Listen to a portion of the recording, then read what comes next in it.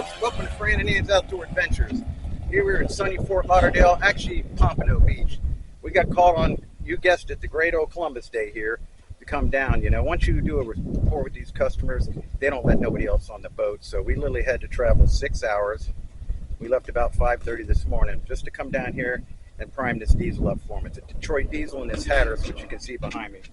The vintage 1960, it's either 63 foot or a 68. I haven't checked the actual length. But I've been working on the boat for about 15, 20 years. I did the original rebuild when he bought this boat. It was a donated boat by AMI Kids. It's a nonprofit foundation, and they take the kids, they're wayward kids, and they take them on boating for the summer, and at the end, they sell the boats for a nonprofit, so to speak. But anyway, Robert here's my friend. He bought the boat. He's been redoing this. He retired, and this is his puppy. He plays with it every day. So anyway, he ran it out of fuel, and he's got a trip coming up. And with a Detroit diesel, it has what they call a positive displacement fuel pump on it. It's 2 gears that spin, and it makes great pressure going forward. It has a valve on the side of the pump to control the fuel pressure, so don't get past 78 psi. But the downfall to that is it doesn't suck worth a crap. And Hatteras are known for having high fuel restriction. I used to do startup inspections. We called them PIDs back in the day, where we put a boat in service, and we'd have to gauge them out and go for a boat run. And every Hatteras we ever did had high fuel restriction because Detroit says you're allowed 4 feet from the pump to the suction source. And every Hatteras known to man, these split rooms are all the same. At least 10 to 12 feet is the run with that. So they're very finicky about running out of fuel. So if you get low on fuel and you grab air, the only way to get it started again is to have a guy like me come all the way from North Florida just to pump it up with some fuel to get her to run again. So that's what we're doing here. We've already done that. I fixed it in about 3.5 minutes because he's got electric prime pump on the boat. I tried to explain to him over the phone how to do it to save him, this long drive and all this good stuff. But, he's kind of older, and I guess he just feels more comfortable with me doing it. And I guess it's another way to get me on the boat to just look his motors over before he goes. I'm very limited on what I can do after my injuries. I broke my neck and my back, and I got plates and screws. So it put me into retirement. So small stuff like this I can do, if I can get on the boat. But yeah, we're happy to do it for him. And like I said, been doing work for this guy 15, 20 years. So we got a good rapport. So anyway, I'll show you inside.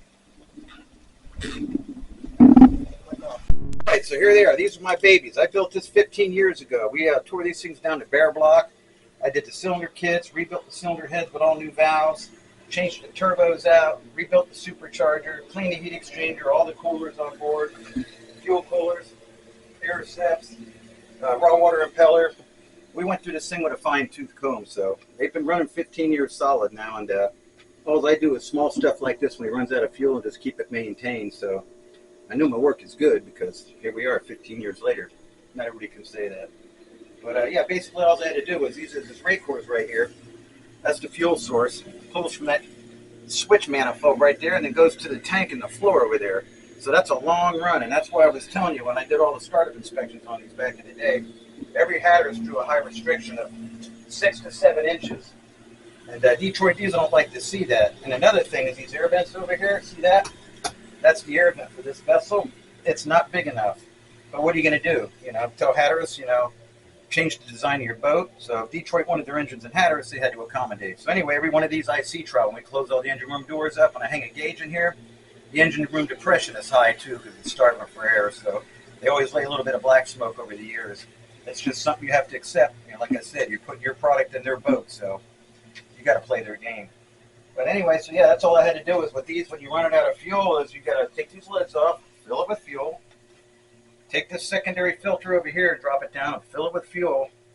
We don't really have to, but I'm just telling you, if you didn't have the system this man has, what you would have to do.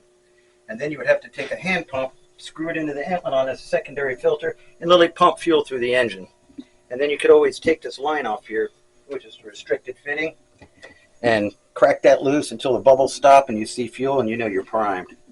But I don't know if you can see with that camera there, but he's got this fuel pump here, electric. So all I had to do was open these series of valves, isolate the one, pull suction for the starboard, hit that little switch over there, and boom, he's primed. So that's all I had to do. So that's a nice system to have. But anyway, this is, like I said, 71 series Detroit diesel. The 71 stands for cubic inch per cylinder. It's a 2-stroke, and they don't make them no more. Bill Clinton, when he came out with the new EPA standards, they had to stop production on all 2-cycle diesels because they polluted too much. So that's when Detroit diesel switched over to the 4-stroke engines. They merged with Volvo, Perkins. They had to do what they had to do to survive. Then he designed a Series 60, which was a truck motor, and that kept him in the game. And but they discontinued the building of these motors, but by popular demand, when Detroit Diesel, they merged with Daimler-Benz so that they could get more North American sales. They started building long blocks and more sub-assemblies since this motor was so popular. So they don't produce brand new ones anymore, but I could go get a reman long block and replace this motor if I had to. So that's really a good thing for people that really prefer these. You know, Detroits were big in World War II. All those landing crafts you've seen had 671s. The tanks had 1271s, all Detroit Diesel series. So they're a very common and popular motor. And as usual, you know, they work too good, so they had to discontinue them. So anyway, that's my spew for the day. And this is Nan and Fran's adventure for today.